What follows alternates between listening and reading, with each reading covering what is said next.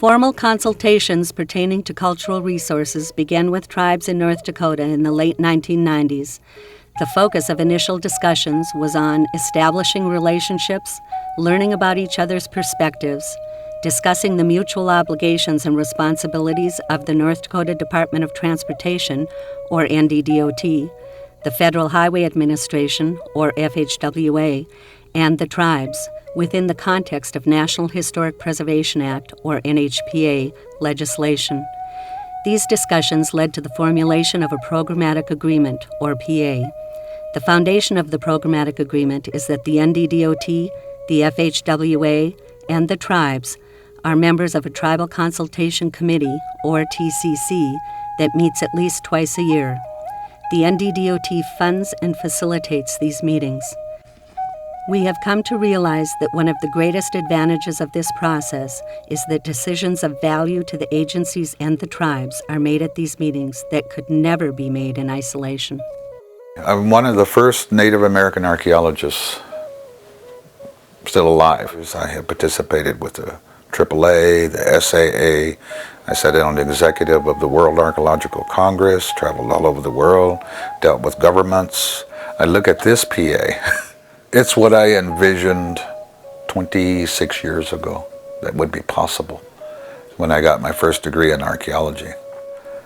At that time, I thought, when will be the day when we would see a state or some institution or entity actually begin to invite us to be a part of our cultural history. It was an ownership issue, and that's what this PA is now starting. This PA is saying, yes, there is still an ownership issue, but we're taking the steps now to begin to see the other side of what we have done to the Native people. In other words, taking our cultural history from us and owning it, putting it in museums, putting it in research centers, institutions, libraries. This PA is a very powerful document. It is ensuring that there will be a cooperative working relationship between the tribes and the state of North Dakota, with federal involvement, the federal highways. I never thought I would see the day that one would be written like it. And it's only been in the last 10 years that things have changed. I think you've got to start with good people. I think you've got to have the genuine commitment from the agencies. If you want to work with tribes, I think you've got to go out beyond compliance and build a trust and a foundation for trust. And that is going out of your way. I think federal agencies don't have the time or the funding.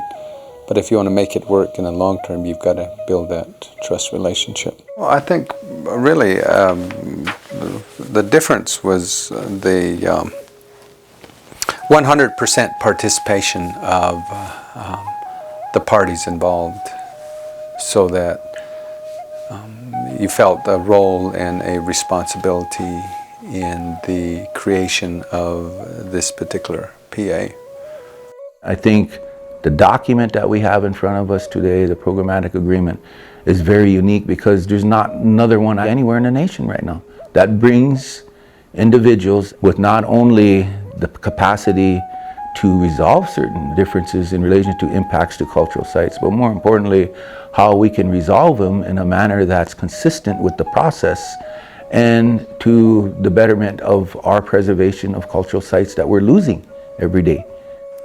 Trust is what we've developed, and that's so vitally important to a programmatic agreement, is that the parties have established that trust, and we can work with that to further enhance our relationships and understanding of each party's roles. It's unprecedented. There isn't something to match it with. You've gone beyond what was in the confrontational, in the adversarial, in the prejudicial, in the racism. That's the only reference you can have from the past. I know I was there. was involved in trying to find median dialogue or median ground. It didn't work. Not until the last 10 years or so. You're seeing something that hasn't been before. I mean, you guys are younger.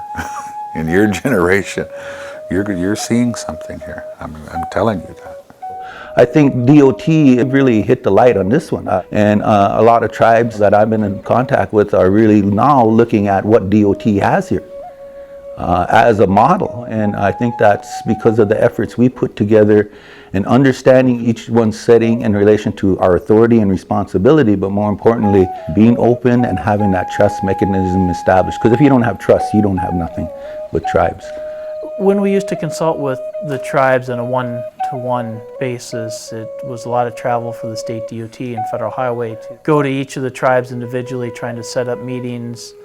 And this is a larger event. We put it on everyone's calendar well in advance.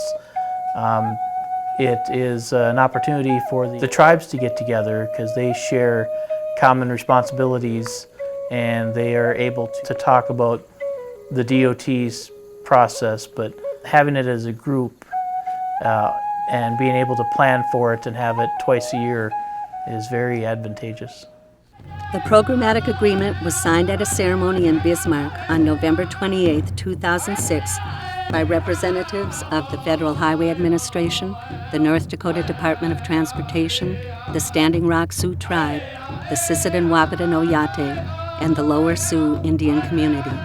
7 additional tribes are currently signatories to the agreement, including the Spirit Lake Dakota Nation, the Mandan Hidatsa Riccara Nation, or 3 affiliated tribes, the Turtle Mountain Band of Chippewa Indians, the Fort Peck Assiniboine and Sioux tribes, the Northern Cheyenne Tribe, the Apsataki Nation, or Crow, and the Santee Sioux Tribe.